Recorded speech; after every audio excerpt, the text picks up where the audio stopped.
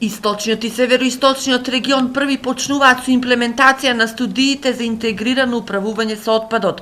Од наредната година ќе се затворат 7 општински депонии и 71 дива депонија во двата региони, со што започнува првата фаза за да се стигне до имплементацијата на интегрираниот систем за управување со отпадот и отворањето на регионалната депонија за двата региони, која ќе биде сместена кај Мечкуевци Свети Николско. Во текот на 2018 година треба да дојде до реализирање на прва фаза на затворање на постојните комунални депонии.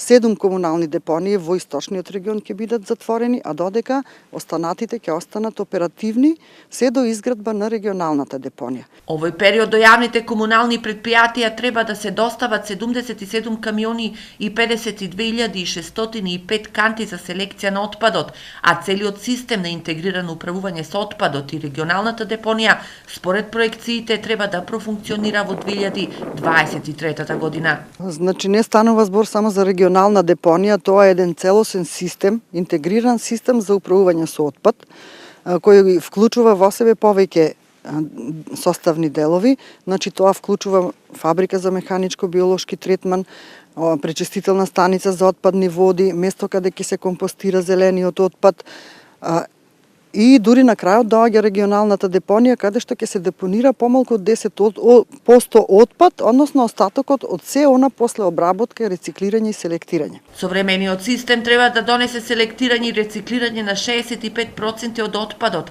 а тоа значи и почиста животна средина. Соодветно ќе се постапува со отпадот, со што ризиците многу ќе се намалат, од аспект на загадување на воздух, на почва, на вода. Ќе го елиминираме визуелниот ефект на грди слики насекаде.